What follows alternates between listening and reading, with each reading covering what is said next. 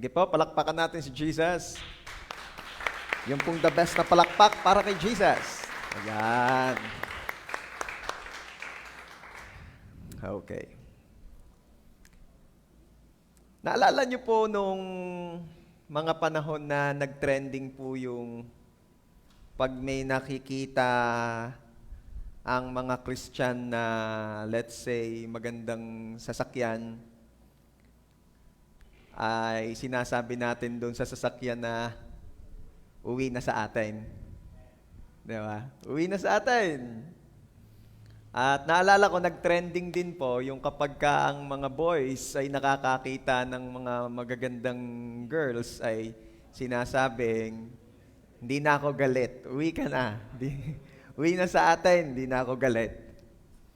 Ayun. At nung narinig naman ng babae at hindi ka namang kilala, sabi ng babae, sino ka? Okay. Nag-trend po yan. Uwi ka na, di na ako galit. Ayan. Sabihin mo nga doon sa katabi mo, uwi ka na, di na ako galit. Ayan. Oh. Sabi naman ng isa, umuwi ko, bola ka sa buhay mo. Okay. Alam niyo po ba, na bago po mag-trending yan sa social media, may nauna na pong magpa-trend niyan. Actually, nauna po yung tatay ng prodigal son. Nung sinabi po nung tatay sa prodigal son na, uwi ka na anak, di na ako galit. Ano? Okay. Pastor, saan mo kinuha yun? Iyon kasi yung thought ng story. Okay? Kukwento ko ng mabilis para doon sa mga hindi familiar sa story. Ano? Meron pong isang lalaki na may 2 anak na parehong lalaki. Isang araw, sinabi ng bunso sa kanyang ama, Ama, ibigay niyo na po sa akin ng aking mamanahin. Dahil ang may mabuti, binigay niya ang magiging parte, lahat ng kanyang anak na iyon. Agad na may kinuha nga yun ng kanyang anak, kasama yung mga nakaredy ng gamit, at pumunta sa ibang bayan upang lustayin iyon sa mga masamang gawa, bisyo, babae, etc. Pagkaraan ng ilang panahon ay dumanas po ng taggutom ang bayang kanyang pinuntahan. Kaya pat naubos ng binata ang kanyang mga kayamanan. And he ended up na mamasukan bilang isang tagapag-alaga ng baboy. Sobrang hirap po ng sitwasyon nung bunsong anak na dumating na siya doon sa point na naiinggit siya sa kanyang mga alagang baboy dahil may kinakain. Samantalang siya ay naroroot nagugutom. So, he came back to his senses at naisip niya, mabuti pa ang mga alipin ng aking ama, nakakakain 3 beses isang araw, hindi nagugutom. Samantalang ako'y naririto, at miski pagkain ng baboy ay walang magbigay sa akin. Kaya nga't ako ay babalik sa aking ama, ako'y hihingi ng tawad sa kanya, at syempre una sa Diyos. At sasabihin ko sa kanya, hindi na po ninyo ako kailangan pang ituring na anak. Turing nyo na lang po ako isa sa ating mga alipin. Basta't ako po'y tanggapin nyo lamang uli dito. So, yun ang nire-rehearse niya. Siguro on his way, papunta pa uwi, yun ang paulit-ulit niya nire-rehearse. At maya-maya pa, di kalayo ay natanaw na siya ng kanyang ama. Kaya't ang kanya pong ama ay dali-daling tumakbo palapit sa kanya at siya'y niyakap. Nagsisimula pa lamang po siyang sabihin yung kanyang nirehearse na lines. Ama, patawarin niyo po ako. Hindi niyo na po ako karapat-dapat pang tanggapin bilang anak. Pero pinigil siya ng kanyang ama at sinabi, sa kanyang mga alipin, ang aking anak, siya'y namatay at siya'y muling nabuhay. Halika, bigay ninyo ang mga gamit na ito. Sandalyas, ang robe, ang ring, at piliin ang pinakamagandang guya. At ito'y katayin na tayo'y magdiriwang. Sapagkat ang aking anak ay namatay, at siya'y muling nabuhay. Siya'y nawala, ngunit siya'y nagbabalik. Napakaganda ng story, no? Ako'y naniniwala na every time na naririnig natin ng story yan ay napapaalalahanan tayo ng ating personal relationship with the Lord. Napapaalalahanan tayo na minsan pa sa ating buhay, kakaranas tayo na tayo ay nalilibang at tayo ay napapalayo sa maraming kadahilanan, iba't iba. Pero ang punto ko lamang, sa pagkakataon po na tayo'y mapalayo sa Ama, kagaya ng nangyari sa prodigal son, lagi pong merong paraan para muling makabalik. Sabi mo nga dyan sa katabi mo, pwede laging bumalik. Huwag naman laging aalis. Dahil, pwede naman pala laging bumalik, pwede rin laging umalis. Huwag naman ganon. And yes, the God whom we are serving is the God of second chances. Pwede tayong bumalik. And yes, the good news na gusto ko pong ilatag sa inyo sa buong service na ito ay pwede kang umuwi. Hindi nagalit si Lord. So ngayon pong umaga, marapatin niyo po na sa biyaya ng Diyos, mai-share ko po sa inyo ito. Ang title po ay The Path Back to God. Let's pray. Father, in the name of our Lord Jesus, kami po ay nagpapasalamat for this wonderful day na ipinagkaloob niyo po sa aming lahat. Salamat po sa biyaya ng buhay. Salamat po sa biyaya ng kami po ay makapag-gather ngayon, mapa face-to-face man o mapa FB live. Salamat po. We ask forgiveness sa aming mga nagawang kasalanan, sinasadya man po o hindi. Naisip man namin iyon, nasalita o naikilos, patawad po, Ama. Cleanse us with your most precious blood, O Lord Jesus. At salamat po sa biyaya ng kapatawaran. We receive it in Jesus' name. And this morning, ang dalangin po namin ay turuan niyo po kaming muli. Holy Spirit, be with us. You are our teacher. You are our mentor. You are our coach. Teach us. Dwell upon our needs. We need you. Bless the lips of your servant as I preach your word. And bless the ears and the hearts ng mga makikinig.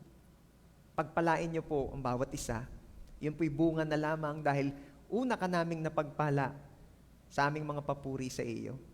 Salamat po, Ama.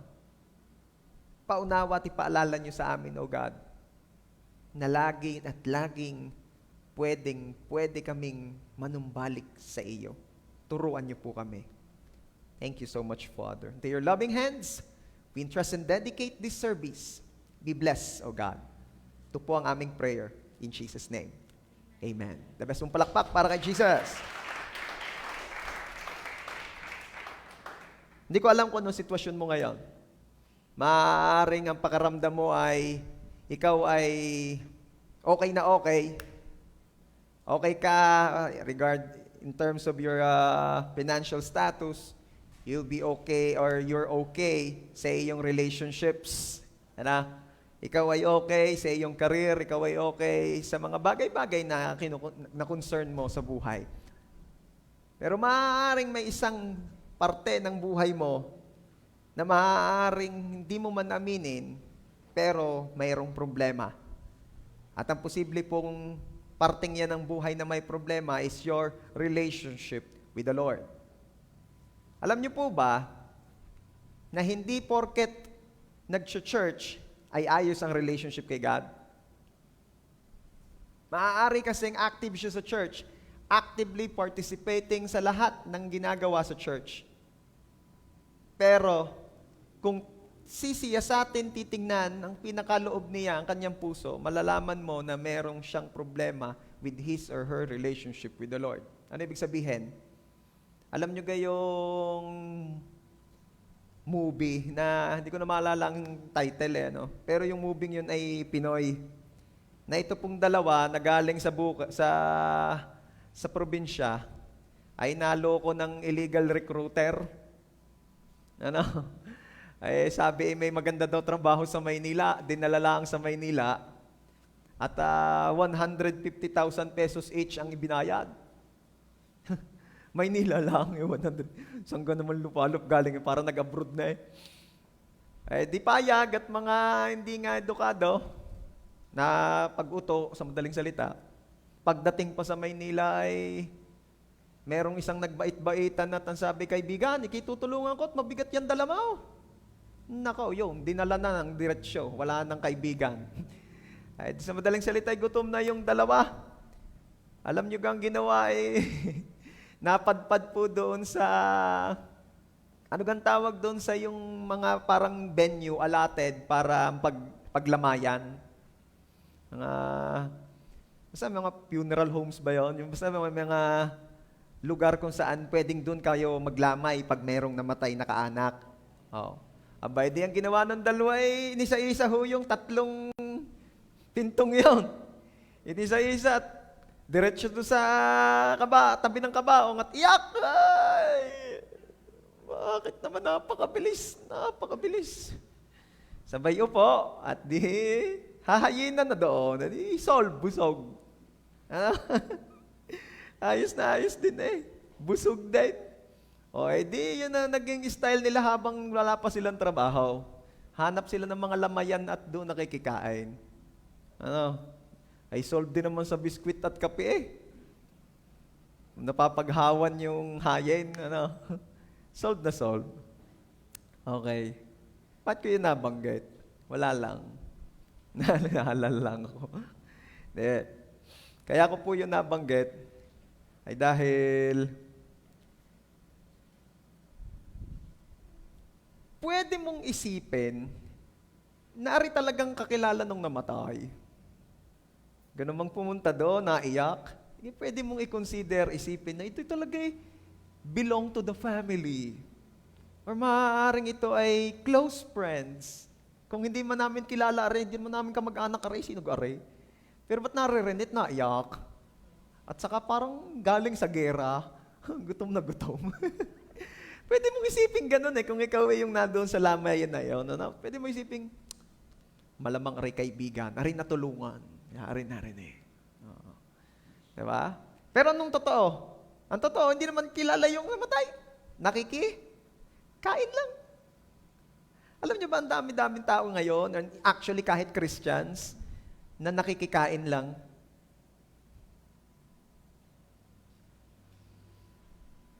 Tumahimik ang JA1 San Jose.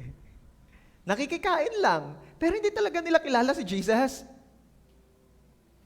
Pero hindi talaga sila close ni Jesus. Wala silang relationship. Nabe-bless sa word, nai-inspire, nai-encourage. Pero at the end of the day, parang walang transformation. Bakit? Walang Jesus living in them dahil wala talaga silang relationship with the Lord.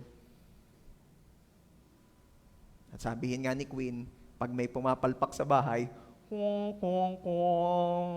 pagsabait ng anak ko O kaya naman pag yung nagkamali kami, ang mga background pa nun Tan, tan, tan, tan, tan, nan. Tapos sasabihin pa nun, directed by Robert Wildy. Pag nagkakamali ang kanyang mama, pag sagaling namang mangbuli din. Manang-mana sa pinagmanahan. Sino pong bully sa inyo ni Pastora? Si Pastora. Okay. Ang daming nakikikapilang sa church. Ang daming nakiki-candy, nakiki-biskuit, nakiki-cornic. Pero hindi talaga kilala si Jesus.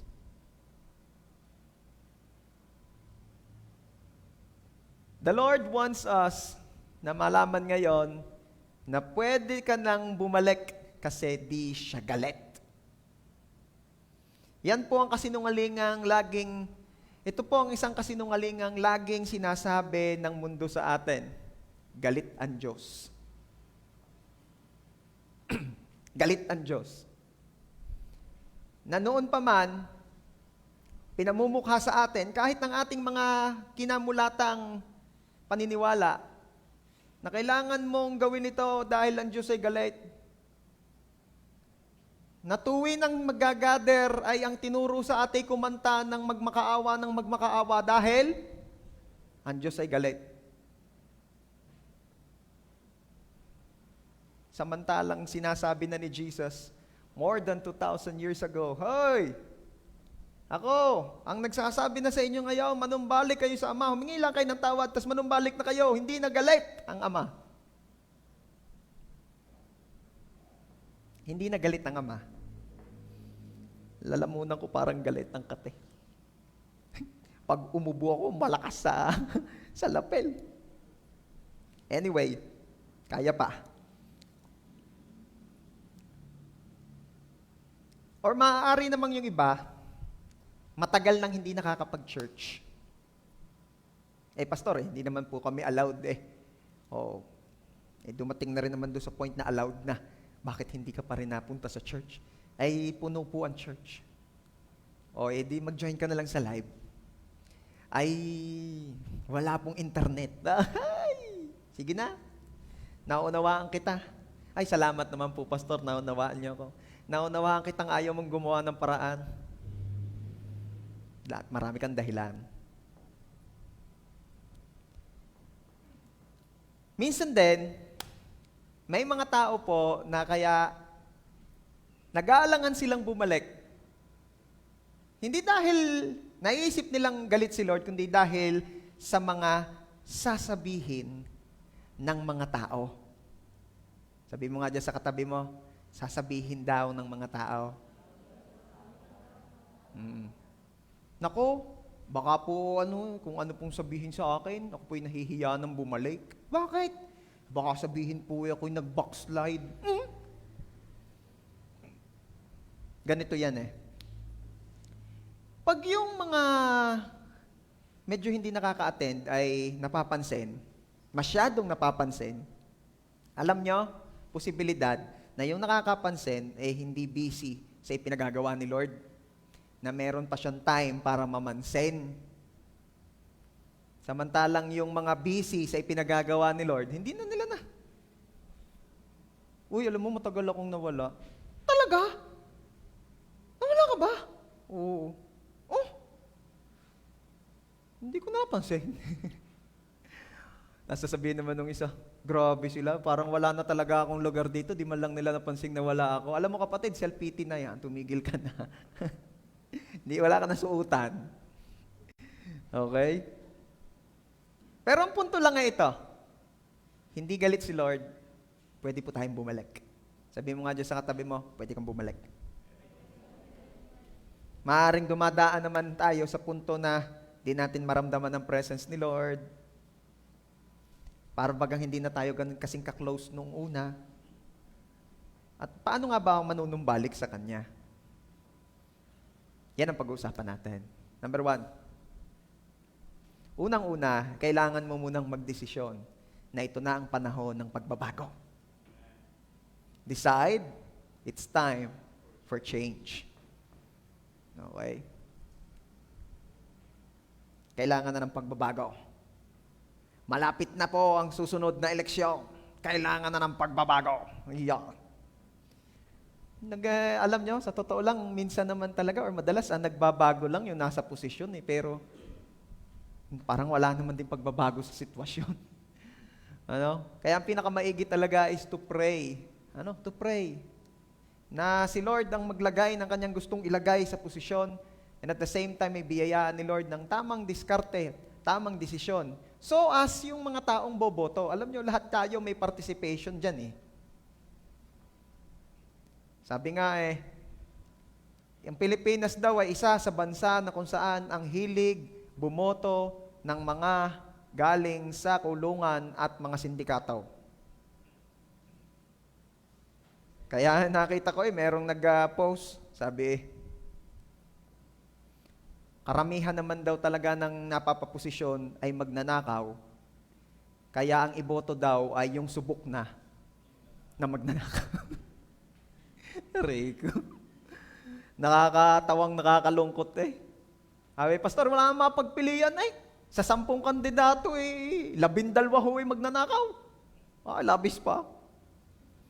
Hindi pag-pray, ano bang gagawin natin? May mga kilala ko, hindi magnanakaw. Ayaw naman kumandidato eh. Ala, pastor, yan sa una lang. Sabi, ayaw. May biglang dadali, style na yan. Matagal na yan uso. Ayaw-ayaw, sabay biglang go. Naks. Anyway, ang pagbabago pong ito na sinasabi ko ngayon ay pagbabagong personal. Ang dami po kasing tao nangangarap baguhin ng isang bansa, pero ayaw namang mangarap mabago ang sarili.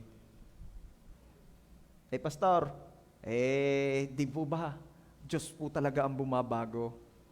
Ay, madalas ko yung nababanggit noon, pero minsan ko na yung binawi at uulitin ko ulit ngayon. Ang biyaya po ng Diyos ang tumutulong na tayo'y magbago. Tumutulong. Pero not necessary ang Diyos ang bumabago. O bakit binabali nyo ngayon, pastor, yung sinasabi nyo? Yun ang totoo. Kasi kung ang Diyos po ay bumabago ng tao, ibig sabihin, Diyos ang may kasalanan sa mga taong hindi nagbago. Di ba? Ay kagaya ho nung aking kakilala, pastor. Hanggang ngayon ako, gayon pa rin, talagang sakit ho ng ulo ng mga magulang, hindi pa rin ho nagbabago. Ibig sabihin ho noon, kung ang Diyos ho ang bumabago sa tao, di ibig sabihin ho, ang Diyos ang may kasalanan dahil hindi pa niya binabago yun, hinahayaan niyang magdusa yung mga magulang noon. Di ba napaka-unfair naman nun kay Lord? So again, ang bumabago po ay hindi ang Diyos. Ang biyaya ng Diyos ang tumutulong sa tao para magbago. Pero ang pinakamadali diyang paliwanag, ang tao po ang nagdidesisyon sa sarili niya kung siya'y magbabago. Tapos pag siya'y decided ng magbago, tutulungan siya ng biyaya ng Diyos para magawa iyon. Amen? Kasi napaka-unfair nga naman si Lord ang bumabago ng tao. Tapos hindi nagbabago yung isa. Ibig sabihin si Lord ang may kasalanan. Unfair. Okay? So we need to decide na magbabago na tayo. Mag-decide ka, then the Lord will give you the blessing. The Lord will give you the ability to do that. Sa totoo lang, walang mangyayaring pagbabago hanggat hindi ka nagsasawa sa sitwasyon mo ngayon. Kaya nga't merong mga hindi pa rin bumabalik kay Lord kasi nag-i-enjoy pa. Hello? Balikan natin yung ating bida sa kwento, si prodigal son. Kung napatingin ako sa iyo, hindi ko sinasabing ikaw si prodigal son, napatingin lang ako ha. Nailag eh. Pastor, hindi ako prodigal son. Di daughter. Okay. Ako'y naniniwala na si prodigal son, kung hindi nanawa sa kanyang buhay, ay hindi para makaisip bumalik sa ama. Pastor, paano ka namang hindi mananawa sa buhay? Mahirap na ang buhay. Diba? Ang prayer ko ito, na miski pa hindi ka dumadanas ng hirap ng buhay, kung alam mong yung buhay na yan, miski masaya para sa iyo at parang maalwan, pero malayo sa Diyos, I pray na mag-decide ka ng bumalik at magbago. Kasi, napakahirap kapag iintayin pa nating mala-prodigal son tayo. Na yung dadalhin ka na doon sa mahirap na sitwasyon, kaya ka mananawa at makakaisip bumalik. Marami na akong kilalang ganyan. Marami ng pagkakataon, the Lord is dealing with them, talking to them. Pero ano nangyari? Hindi nila pinapansin, binabaliwala nila. Hanggang sa sila ay dumating na doon sa mahirap na sitwasyon at saka pa lang sila nag-decide, sige na nga Lord, babalik na ako. Bakit? Hirap na. Oh, how I pray na wag na tayong mapagaya rito kay prodigal son. Na kaya lang nag-decide na manawa na sa kanyang sitwasyon banumbalik sa ama ay dahil nahihirapan na. I pray na kahit maalwan pa, habang maalwan pa, pero alam mo, ramdam mo, kita mong napapalayo ka na sa Diyos, mag-decide ka nang bumalik, mag-decide ka nang magbago. Uwi na. Hindi nagalit si Lord. Ang ibig sabihin ng uuwi na, yung relationship ha.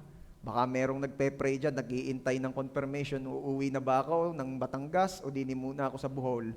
ay iba ibig ko sabihin, uwi sa relationship kay Lord, balik kay Lord, hindi sa... Anyway, biglang makauwi nga Sabi naman nung isa, hayaan niyo po, pastor, na yun nga rin ang maging dating sa kanya. Maching! Basahin nga natin yung story, para naman hindi kung ano-anong story ang nakikwento ko sa inyo. Luke chapter 15. Verses 17 to 20. Yan. Sana ikita ninyo. That brought him to his senses. He said, all those farm hands working for my father sit down to 3 meals a day. And here I am starving to death. I'm going back to my father. I'll say to him, Father, I've sinned against God. I've sinned before you. I don't deserve to be called your son. Take me on as a hired hand. He got right up and went home to his father. Okay. Ano nakita nyo dyan? Nagdesisyon si prodigal son na manumbalik. Diba? Doon talaga siya magsisimula kapag nag-decide ka na. At ang isa sa mga ginagamit ng Diyos para tayo'y dalahin sa pagdidesisyong manumbalik na uli sa ating maayos na relasyon sa Diyos, ay kapag ikaw ay nananawa na sa sitwasyon mo. Sino garito yung nananawa na? Para bagang, dalawang klase kasi yan Digit talaga, yung una, yung kapag mahirap yung sitwasyon. Sino ka namang nawili sa mahirap na sitwasyon? Alay, dinin na muna ako, Lord. At talaga ako nag-i-enjoy pang ako nagdurusa May gayong ka. Wala So talagang definitely, pagka mahirap na sitwasyon, mananawa na yan. Ang pangalawang sinasabi ko ay yung maalwang sitwasyon. Paano kung masasawa rin doon sa maalwang sitwasyon? Yung wala namang joy. Marami ka laging income, marami kang blessing, ganyan, pero you know to yourself na hindi ka masaya. Bakit? Vacuum, empty. Bakit? Kasi nga, baka malayo na sa Lord. Baka hindi na nakakapag-pray. Baka hindi na nakakapag-spend ng quality time kay God. Galing-galing pa raw noong wala pang trabaho At talaga namang bigay na bigay ang the best kay Lord. Ba't ganong nagkatrabaho na ba't para bagang...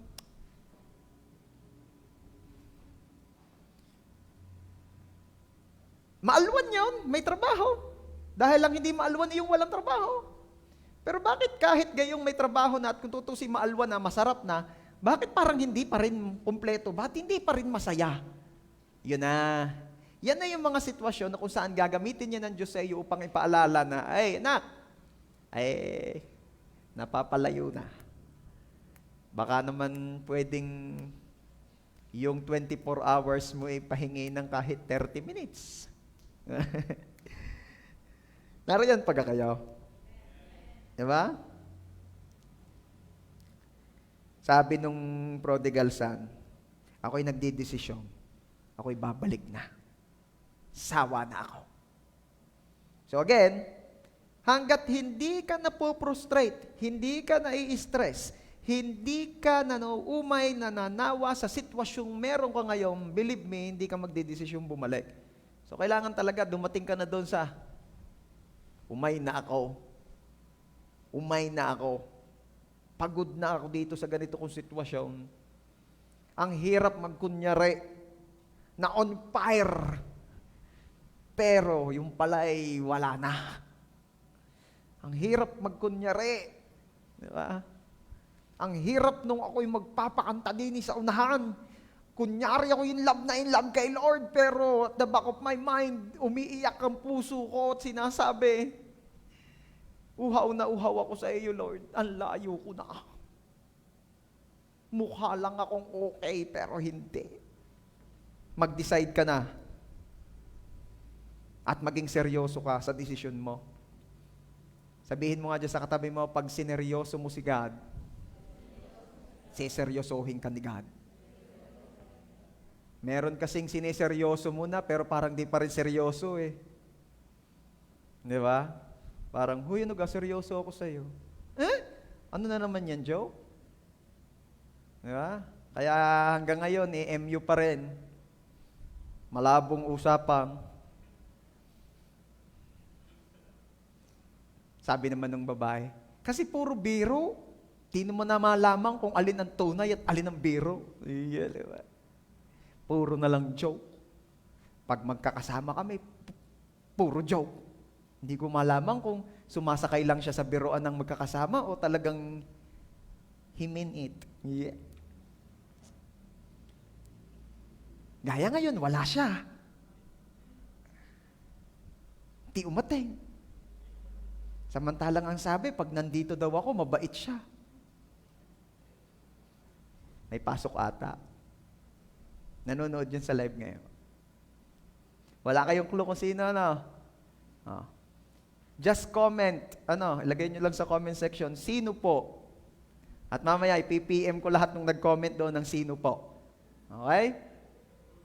Tapos, magkakaroon tayo ng raffle sa lahat na nag-comment.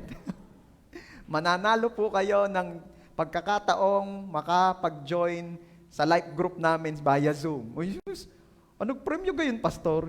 Ewan, kung premyo yun. Mamaya, magantay-antay tayo, baka may mga sponsors. Okay, tutuloy ka. Pag sineryoso mo si God, siseryosohin ka ni God.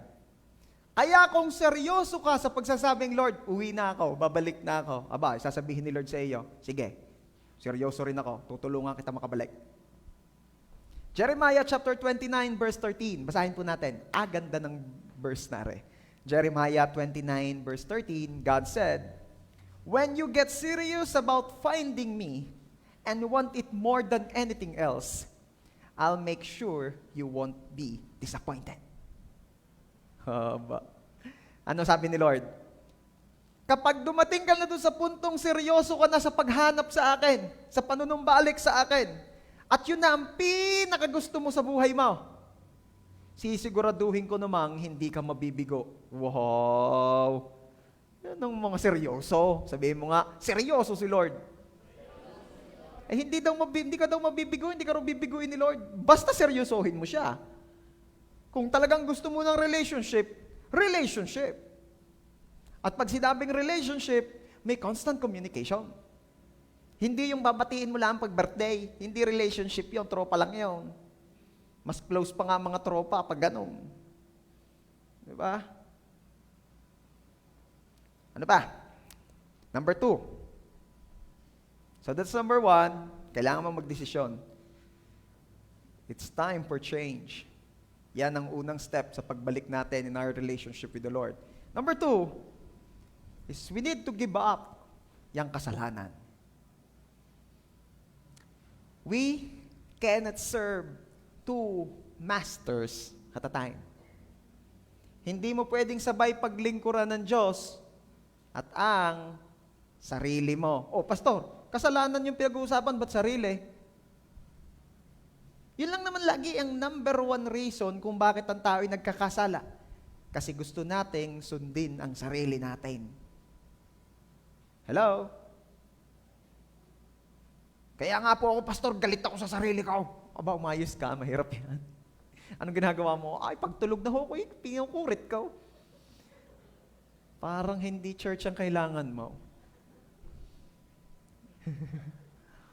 Ay, kinukurit ko. Talaga kaya bangas-bangas mo yung kaliwa. Kinukurit ko ng kanan. Ay, mahirap ka. Pag ikaw ay pagpe-pray kita at pag walang lumabas sa iyo, dadalhin kita doon sa pinanggalingan ko dahil. Galing na rin po kayo doon, pastor. Hindi, doon lang sa lugar. Sa labas, hindi sa loob. Okay? So that's number 2, give up your sin. Sabi po sa Isaiah 59 verse 2, the trouble is that your sins had cut you off from God.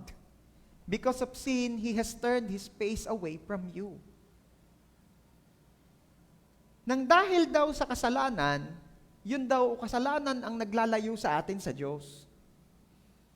Kaya dahil sa kasalanan, hindi ka matingnan ng Diyos. Alam mo ba kung gaano kabanal si Lord? Ganito siyang kabanal na kapag may kahit kaunting bahid ng karumihan ng kasalanan sa atin, hindi kanya matingnan. Sino po rito yung nadidiri sa ipis? Kung nasabi ko lang ang ina. Grabe no? Again, ipis. Gayon na, napikit eh. Okay. Wala pa nga eh. Sinabi ko pa lang napapaumis ka, napapaano ka na eh. Papapikit ka na eh. Ano? So, ini-imagine ko, pagka napapag-usapan, siguro pag nagkukwentuhan na tayo, nagkukwentuhan kayo ni Lord, Lord, yung kasalanan, sin.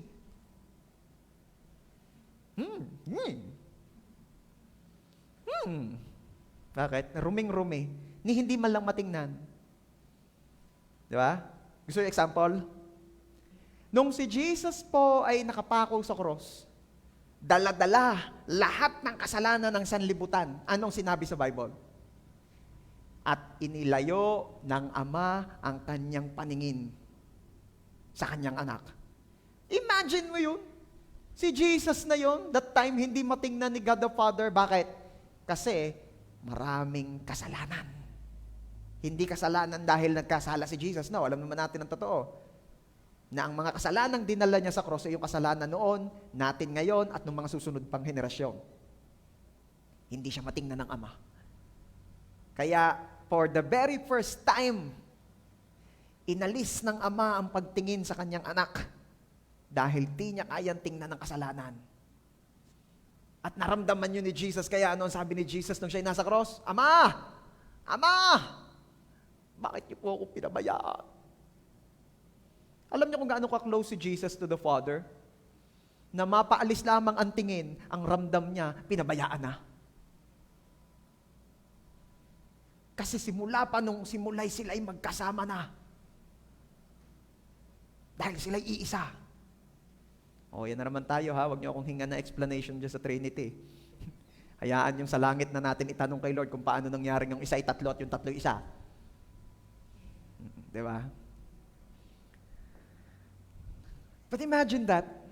Kaya nga ang gusto ni Lord, maka-close natin si God the Father, kagaya ng closeness nila eh. Na yung maramdaman mo lamang na napalayo ang tingin ng Diyos sa iyo, ang ramdam mo na agad, pinabayaan ka na, yung ganun kang kauhaw. Lord, huwag mo naman alisin ang tingin mo sa akin, nakakatampo ka naman eh, katindi. Sino yung nagkaroon na ng ganung kaibigan? Pare, huwag mo naman alisin ang tingin mo sa akin, pare, nakakatampo ka naman eh. Pare, iba na yan. O yung halimbawa, boyfriend o girlfriend na, sa akin ka lang tumingin. Sa akin ka lang tumingin, yung naglalakad kayo. Dito ka, mata pa ako, dito ka. Sakit na ha? Diba? Meron ba ganon? Meron ganon? Yung gusto kang ibili ng girlfriend mo nung parang yung sa mga kabayo sa luneta, yung nakaharang sa mata. May nag-i-amen. Good luck sa iyong umamen. Good luck mamaya. Baka pati latigo doon sa kabayo sa luneta mamaya. Merong Canada eh. Okay. Hindi matingnan ng Ama dahil sa kasalanan. Ba't yung ba yung binanggit? Kasi gusto kong makita ninyo gaano katinding impact ng kasalanan. Na si Jesus nalagyan ng kasalanan, hindi matingnan ni God the Father. Si Jesus na yon. Pag tayo kaya, so tama yung verse. Hindi tayo matingnan ang kasalanan na naghihiwalay sa atin. So kung gusto nating manumbalik, give up your sin. Hindi tayo makakabalik ng may harang. Ang hirap bumalik ng may harang. Yung gusto mong bumalik kay Lord na ikaw ay magnet at nakapositive ka, si Lord nakapositive din. Kada lapit mo, lumalayo naman yung gawa ng kasalanan. Pastor, nalayo ba si Lord? Hindi, actually, hindi ka makalapit. Ba't ako hindi makalapit? Alam niyo yung magnet na parehong positive, pinagharap niya? Hindi niyo, napaglapat niyo na gayon? Sino nung bata ipinilit paglapatin niya? Umamin na kayo. Ay, may mga natawa. Talagang ako hirap na hirap. Pinilit ko, talsik yung isa eh. Yung magnet ng speaker, ang hawak mo yung maliit at nakapaglabang ka daw. Pastor, ano kayo mga pinaggagawa niyo ng bata kayo? Walang basagan ng trip. Kasi noong mga panahong yun, wala pa mga Mobile Legends na yan. Kaya ang mga trip namin gayon kung ano-ano. Nagbilot nga ako ng bunot ng niyog sa papel eh. Nakikwento ko sa life group ko. Anyway, napapalayo talaga tayo sa Diyos at sa Kanyang pagpapala ng dahil sa kasalanan. Ito pa mahirap.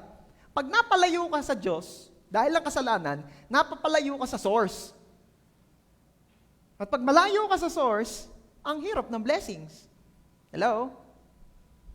Di ba? May napanood akong video clip sa social media. Yung mahirap, malayo sila sa source ng tubig. Nag-aalaga ng baka. Aba, ang ginawa yan, nag-shampoo. Pililit pabulain kahit walang tubig. Pag ihi ng baka, sinahod yung ulo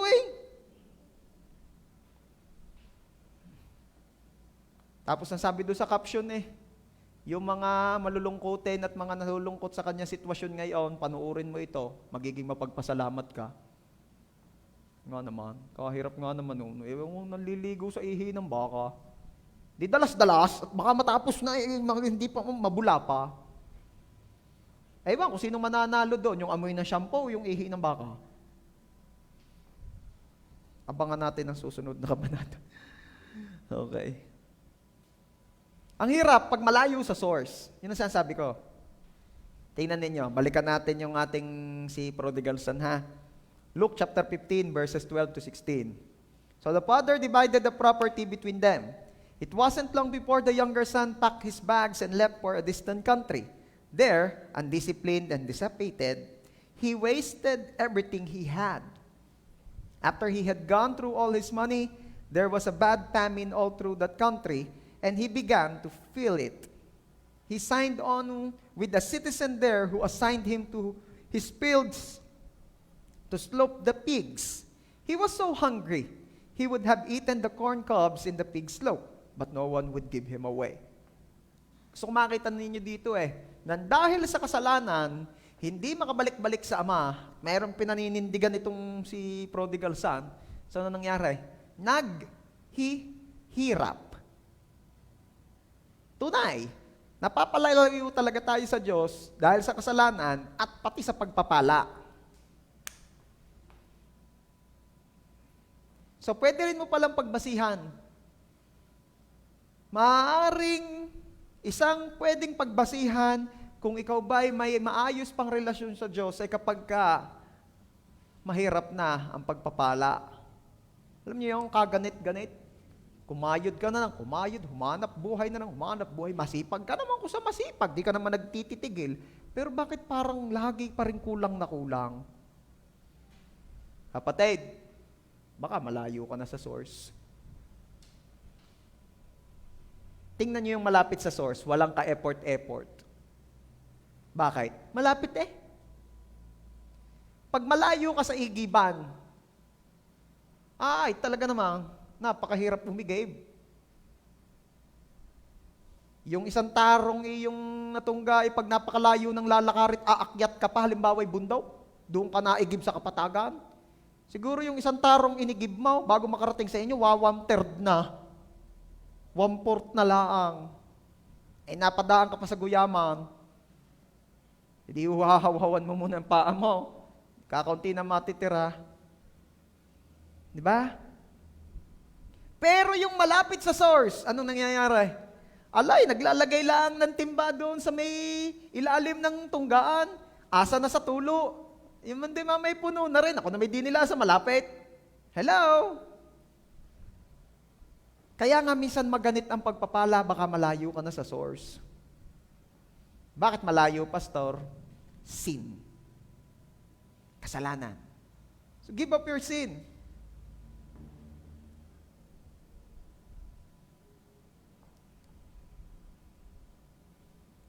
Napapalayo na po ako dahil sa kasalanan. O baka naman, pastor, dahil sa kasalanan ko, kaya ako nilalayuan ni God. Sino nakaisip na minsan ng gayaw? O baka yun ang paniniwala mo. Dahil ako po'y may kasalanan, kaya nilalayuan na po ako ni God. Bakit? Kasi ganun po sa amin Pag ikaw may mga nagawang mali, nilalayuan ka Bahin mo ang tao sa Diyos. Huwag mong isipin na dahil sa kasalanan mo'y lumalayo ang Diyos. Kasi ang tunay, Hindi nalayo ang Diyos. Ipapakita ko sa inyo. If you feel far from God, guess who moved? Pag nararamdaman mo na ikaw ay malayo sa Diyos, sino kaya ang lumalayo? Si Lord, hindi yan kailanman lalayo, hindi yan naalis. Ang mga promises nga niya, I will always be with you. I will never leave you nor forsake you. At walang provision doon na pag may kasalanan ka, iiwanan na kita. Baka naman tayong hindi lumalapit. Okay? God loves us unconditionally. At iniintay niya tayong i-give up ang kasalanan para magkaroon tayo ng mas malapit na relasyon sa Kanya. We cannot serve two masters at a time. If you want to have this close relationship with Jesus, make sure that He is the manager of your life. Make sure that you will give Him the driver's seat. Okay? Hindi ko po pwedeng dalawa kayo. Hindi po pwedeng dalawa ang paglilingkuran mo, si Lord at ang sarili, si Lord lang. So let's give up our sin at makakapanumbalik tayo kay Lord. Amen? Sige nga po, palakpakan natin si Jesus. Number 3. Paano tayo makakapanumbalik? Offer up yourself. It's offer. It's not open. Ano? Ewan ko ba't open ang nandiyan? It's offer. I-offer mo ang iyong sarili. Okay? Alam niyo po, nung mga unang panahon, pag daw po may mga taong gustong bumisita sa hari, o gustong magpakita ng paggalang, o gustong magparangal, lalo't higit yung mga taga-ibang bayan na gustong magpakitang sila ay nagpapasakop sa hari. Anong ginagawa nila when they want to approach the throne ng hari? They bring something to offer. Okay? Yan talaga ang kalakaran.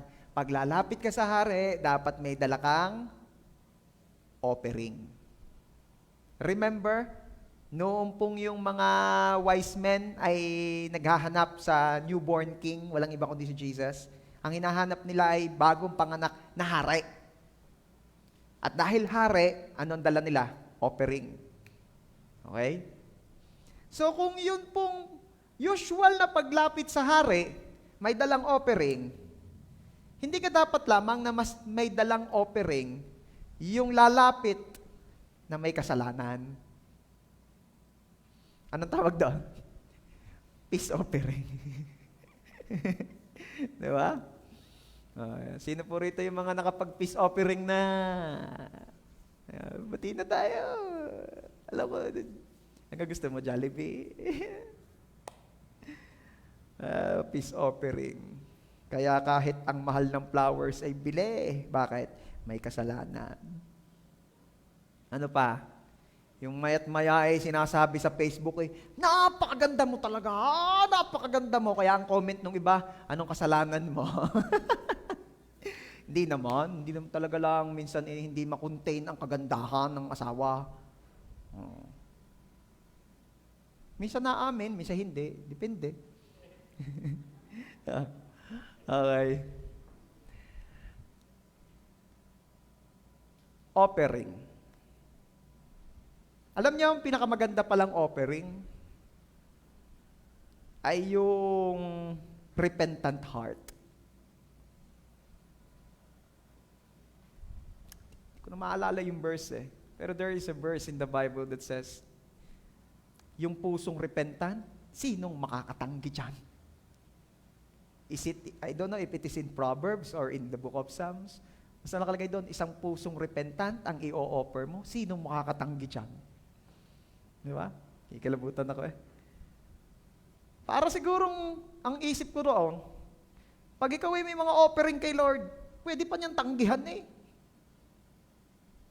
Ano? Ay, pastor, hindi naman ho tinanggihan Kita ko shoot ho sa box. Tapos dinala na ho sa opisina ng treasurer, hindi naman ho tinanggihan.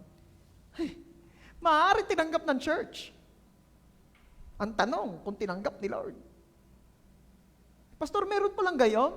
Offering na hindi tinanggap? Oo! Meron tayong example, si Cain at si Abel. Parehong nag-offering, nagsunog ng offering. Isipin nyo yung usok nung kay Abel diretsyong palangit. Tinanggap. Yun daw usok nung kay Cain Saan nagpunta pag gayon daw ang usok pupunta na daw sa itaas, nabalik daw talagang ayaw tanggapin sa paparoon. Hindi tinatanggap. Ano pa? Ang pinagbasihan ko niyan. Nung minsan nagturo si Jesus patungkol sa pag-o-offering, sabi ni Jesus, kung ikaw ay pupunta sa church at ikaw ay mag-o-offering at ikaw ay may kagalit pang kapatid, itigil mo muna yung pag-o-offering mo. Puntahan mo muna yung kapatid mo at makipagkasundo ka at pagbati na kayo, saka mo ituloy at upang niyang iyong offering ay maging kaaya-aya. Ibig sabihin, kung hindi mo muna makikipagbati at itutuloy yung offering, maaaring tanggapin ang church na pinagbigyan. Ang tanong, tinanggap kaya ni Lord? So may mga offering din palang hindi tinatanggap. Pero kagaya ng sinasabi ko sa inyo, anong offering? Yung ang hirap daw tanggihan. Repentant heart. So, offer yourself. Di ba? Sabi nga sa Romans chapter 12 verse 1, therefore, I urge you, brothers and sisters, by the mercies of God, to present your bodies, di ba?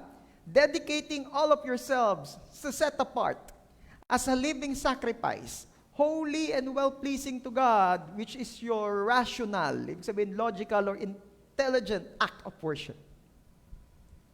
Pinakamatalinong act of worship. Ayan offering yourself to God. Makakabalik po tayo kay Lord pag inoffer mo na talaga ang iyong buong pagkatao sa Kanya. Okay? I-offer mo. Mag-offer ka. I-offer mo ang sarili mo. I-offer mo ang strength mo. I-offer mo ang service mo. Makikita na ikaw ay sincere sa pakikipagbalikan mo when you're offering something. Diba? Yung nakikipagbating asawa at tapos sige na. Ako na magtutuloy niya. Kahit hindi nagsosorry galit yung asawa. Sige na, akin na yung walis. Doon ka na muna sa mga bata, ako na magtutuloy niya. Akin ang walis. Habalos ko to sa'yo. Sige na. Ako na. Sigurado ka? Oo, ako na magwawalis. Siya, hindi pa ako nakapagligpit doon. Sige, ako na rin bahala. Tapos yung mga sampayin nasa washing machine pa. Parang gusto kong magkagalit na lang ulit tayo. Hindi, biro lang. Sige na, doon ka na sa mga bata. Pastor, parang talagang nangyari yan. Hindi kaya. Kayo'y masyado kayong mga mapanghusga. Example lang yon, pero hindi yun. Sabi nga yung pag yung mga palabas, ang nakalagay maaaring merong mga nakatulad na pangyayari o eksena pero hindi sinasadya. Pero sa akin, hindi talaga nangyari sa akin yun. Baka yung aking mga life group, Carlo, aminin mo na. Lagi pinapahamak si Carlo. Okay. Di ba? You're offering something. Kung gusto mo makipagkaayos, gusto mo makipagkasundo, may ino-offer ka. Sino ka naman yung matutuwang makipagbalik at makipagbati doon sa bargasing mas matapang pa sa iyo? Siya na nga may kasalanan. Ilibre mo nga ako at bati na tayo. Sabi ko, ilibre mo ako, bati na tayo. Talagang may tibay ka. Di ba? Walang gayaw. Parang kahirap makipagkasundo sa gayaw. Nakita niyo na? So we need to offer.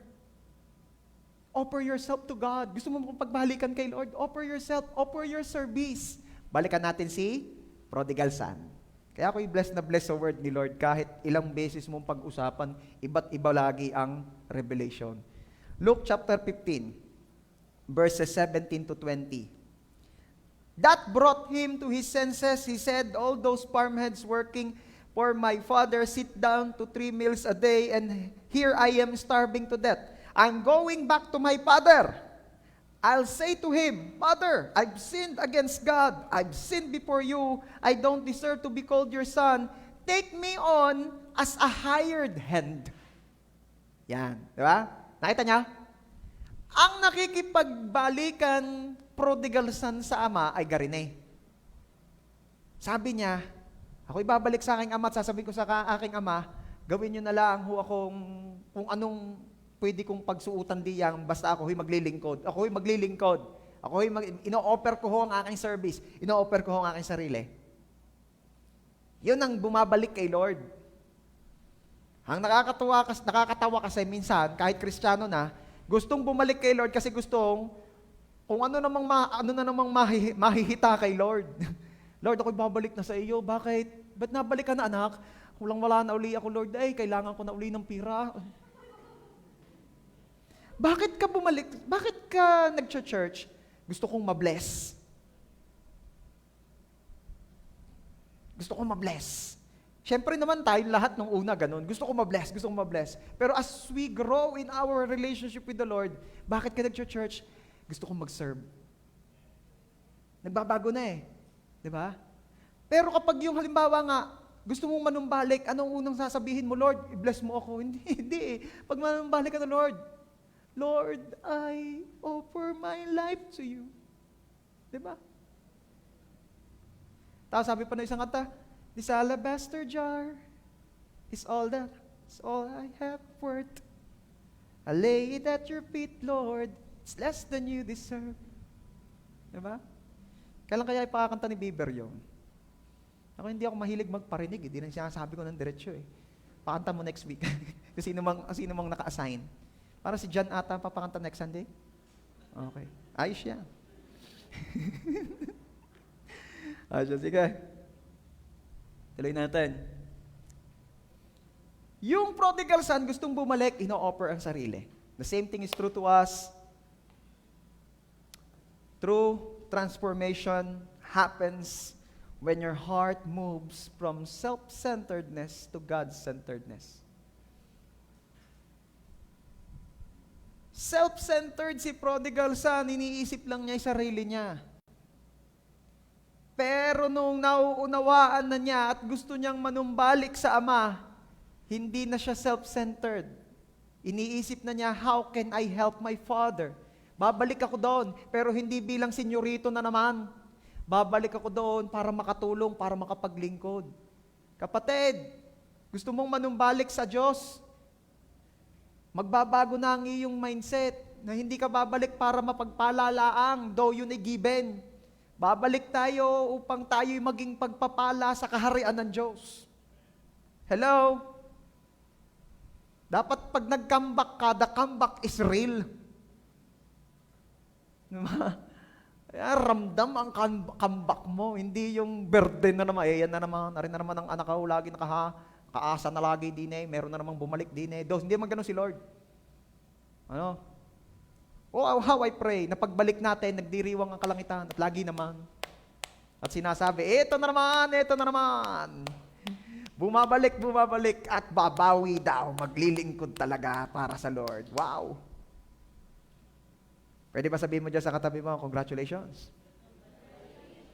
Sa kabila naman, congratulations. Bakit, Pastor, pinakongratulate niyo po yung aking katabi at pati po ako doon sa katabi ko? Kasi tayo po sa biyaya ng Diyos ay merong relationship kay Lord.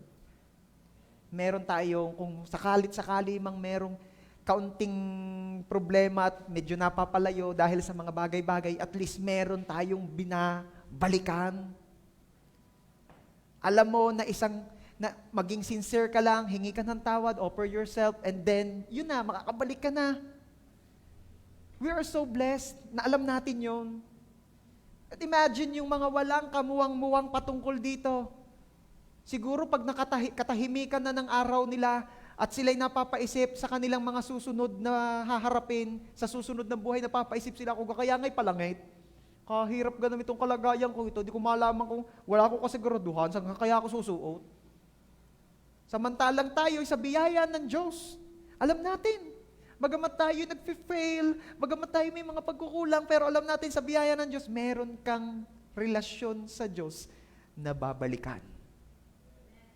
Sinong blessed doon? Diba? Praise God. Makakapanumbalik ka kapag ka inoffer mo ang sarili mo sa Diyos as a sacrifice. Offer yourself to God. And lastly, hindi ko na ginawang point, parang conclusion na, lastly, actually pang-apat ito, pero I decided na siya yung pinaka-conclusion na ano ang ginagawa ng mga nanunumbalik para makapanumbalik. Eh di, yun na yung tatlo eh. Okay? I-offer mo yung sarili mo. So we know the story. Bumalik si anak, sinalubong siya ni ama, at sila ay nagkapatawaran at nagkasundot, naging maayos na uli. Anong sumunod na eksena? Celebration. Celebration. Okay? So do you want to get back to God? So una nga, kailangang mag-decide ka na, manawa ka na sa sitwasyon mo, mag-decide ka ng gusto ko nang bumalik doon sa dati kong init ng relasyon sa Diyos. Ano pa? Give up our sin. Ayoko na ng kasalanan. Pangatlo, i-offer muli ang iyong sarili as a living sacrifice to God. At anong susunod? Celebrate. Celebrate.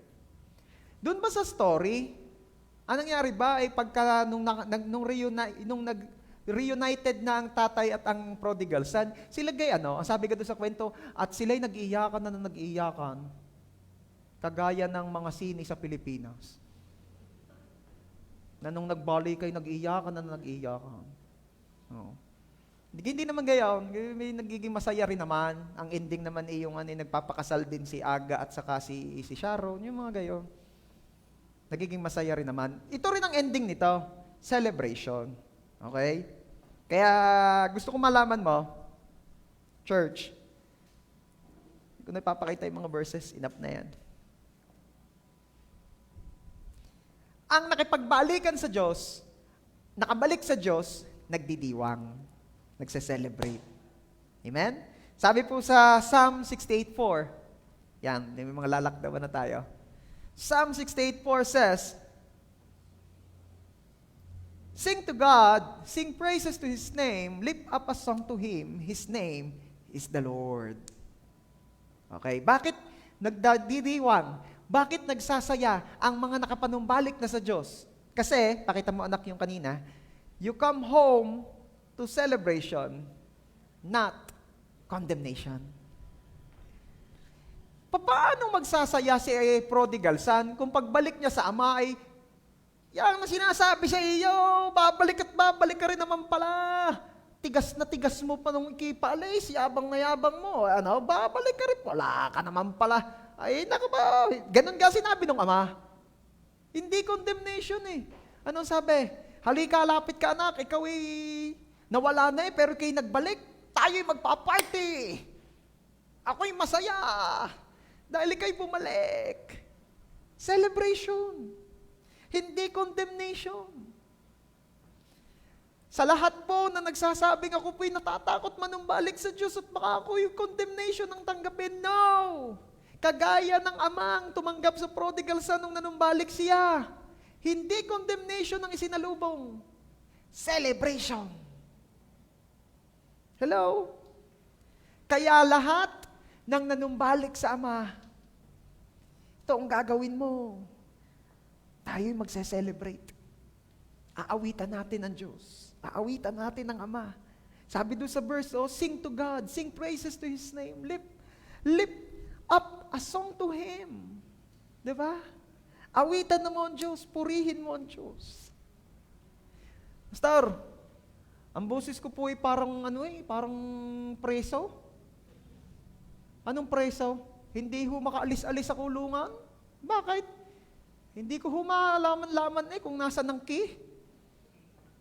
Kaya pala preso. Hindi alam ang key. Key of panagaw. Key of E. Iwan ko sa'yo. Diba? Diba sabi sa Bible ay make a joyful noise. So kahit pa ang iyong boses ay hindi music at noise, it doesn't matter. What matter is, how are you doing it? How are you singing? Diba? Kung paano ka kumakanta, dapat daw ay joyful. Praise God. Paano po magdiwang ang mga merong healthy relationship o nakapanumbalik na relationship sa Ama? Joyful. So, pwede ba? We will end up this service by worshiping our Father in heaven. Sino po rito yung nagsasabing, ayaw ko nang mawalay pa sa piling ng aking Ama? If you are that person, we will celebrate God's goodness. We will celebrate our Father who is in heaven. We will worship Him. Amen? Pwede bang palakpakan muna natin ang ating Diyos? Come on. Praise God. Ako naniniwala na merong mga naka-join sa atin ngayon, di lang dito sa face-to-face, kundi kahit sa live, na nagsasabi, excited ako to worship. Bakit? Na-miss ko to. Na-miss ko to. Bakit na-miss? Minsan naman lagi rin nagwo-worship. Na-miss ko kasi kumakanta naman po ako nung mga nakaraan. Kumakanta lang kasi alam ko malayo kami. Pero ngayon, nakapanumbalik po ako. Na-miss ko talaga to. Yung mag-worship ng alam kong walang sabit, walang harang, walang problema. Yung okay kami ni God the Father. Woo! Come on. Pwede bang simulan natin ito by worshiping our Father in heaven sa pamamagitan ng iyong mga sariling awit para sa Kanya? Come on. You can say, thank you, Lord. Thank you, Jesus. Thank you, Abba. Abba, we love you. Abba, we praise you. Oh, Abba, Abba, Father, we long for you. We worship you. We long for you, oh God. Come on. Begin to utter praises into His name. Open up your mouth. Open your mouth. Worship the Lord with your lips. Worship the Lord ng mga sarili mong awitin para sa Kanya. Kay buti-buti mo, Ama. Ika'y tapat magpakailanman. Salamat sa iyong pag-ibig. Salamat sa iyong biyaya. Di mo kami iniwan, di mo kami tinalikuran. Ika'y mabuti, ang Diyos ay mabuti. Ama, ika'y mabuti. Karapat-dapat parangalan. Karapat-dapat awitan. Hallelujah. You are worthy, worthy, worthy. You are worthy of our praise. Come on. Celebrate. Celebrate God's goodness. You are good. You are good. And your mercy endures forever. You are worthy to be praised.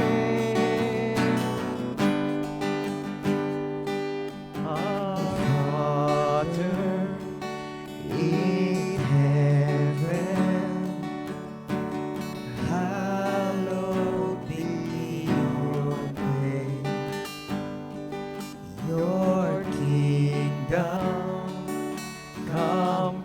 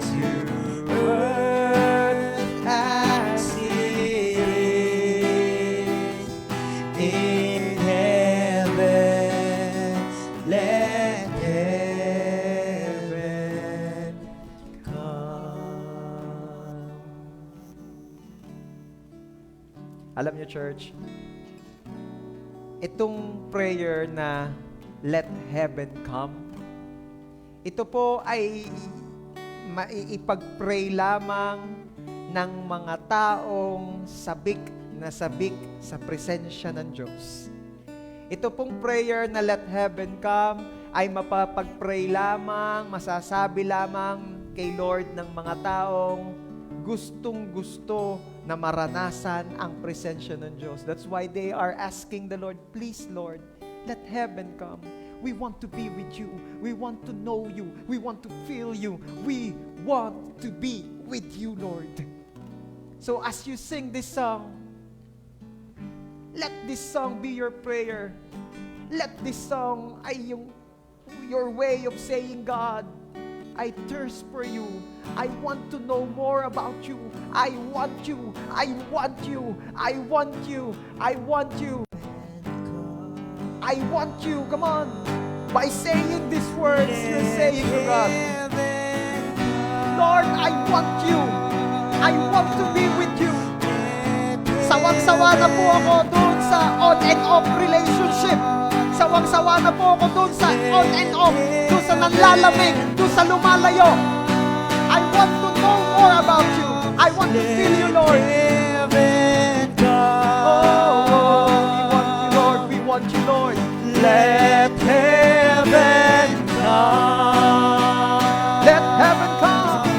Let heaven come. Oh, we want you, Lord. Let heaven come. Yours is the kingdom. Yours is the kingdom. Yours is the power. Yours is the glory forever. Amen. Yours is the kingdom. Yours is the power. Yours is the glory forever. Amen. Yours is the kingdom. Yours is the power. Yours is the glory forever. Oh, yours is the kingdom. Yours is the power. Yours is the glory forever. Heaven come. Come on, let's sing. Let heaven come. We want to feel more. We want to experience more. Let your presence be with us. Let heaven come. Let heaven come. This is our prayer, oh God. Let heaven come. Let heaven come. Let heaven come. Yours is the kingdom. Yours is the power. Yours is the glory forever. Amen. Yours is the kingdom. Yours is the power. Yours is the glory forever. Come on, church. Give the glory to God. Yours is the kingdom. Yours is the power. Yours is the glory forever. Oh, we worship you, Lord. To you alone all the glory. Yours is the power. Yours is the glory forever. Amen. Let heaven come. Lord, we want more of you. Let heaven come. Nananabik po kami sa inyo. Nananabik po kami sa inyo. Nauuhaw po kami sa inyo. Gusto po naming manumbalik, bumalik sa iyo. We want more of you. At ayaw na po naming muling mapalayo pa. Let heaven come. Let heaven come. The best pong palakpak para kay Abba Father. The best pong palakpak para kay Lord Jesus. The best pong palakpak para kay Holy Spirit. The best na palakpak para sa Diyos. Woo! Let me pray for you, church. Father, thank you so much for this wonderful day. Salamat po for refreshing our souls, for restoring our fire, for reminding us, O God, na hindi ka galit. Kaya kami ay pwedeng bumalik. Salamat po, dahil hindi ka galit. Salamat, Lord, dahil pwede kaming bumalik. Salamat, Lord, dahil sa pagbalik namin, kami mananatili na sa biyaya mo, hindi na kami lalayong muli. Truly, your mercy leads us to repentance. Your goodness transform us. Your grace enable us, O God, na magpatuloy sa iyo. Thank you. Lord, I pray na biyayaan niyo po kami na laging makita that there's no greater joy than being with you. Ano mang bagay o gawain na maglalayo sa amin sa inyo, Lord, alisin niyo po yun sa aming mga buhay. Pakita niyo na po agad yun sa mga early days pa lamang. Nagsisimula pa lang, Ama, i-deal niyo na po kami upang di na kami muling mapalayo sa inyo. Salamat, Lord, sa biyaya ng kapatawaran. Lord, thank you because if we ask forgiveness, kayo po'y mapakabuti at mapagbiyayan Diyos na nagpapatawad kaagad. At salamat po, Ama, sa pagtanggap sa amin. Bagamat kami mga nilalang mo lamang, kami mga nilikha mo lamang, pero tinatanggap mo kami, Panginoon, at inaaring kagamit-gamit sa iyong kaharian. Salamat po. And thank you, Lord God, for letting us join you in this wonderful celebration. Thank you kasi sa pagbalik po namin, hindi po condemnation ang sumalubong, kundi celebration. Thank you, Abba. Thank you, Lord. I pray, I declare, in the name of Jesus, na ang lahat ng naaabot ng dalangin ito ay patuloy na biyayaan ng Diyos ng makapamuhay ng malapit sa Diyos. Hindi na mapapalayo kailanman. Mananatili na may healthy relationship with the Lord. Hindi na mapapalayo sa Ama. At dahil malapit sa Ama, mai-enjoy ang lahat ng benepisyo ng malapit sa Ama. This I declare in the name of Jesus, na siyang mararanasan ng bawat isa. Now, in Jesus' name. Thank you so much, Father. To you alone, all the glory and honor. Ito po ang aming prayer. In Jesus' name. Amen. Praise God. Sige po, makakaupo na po tayo.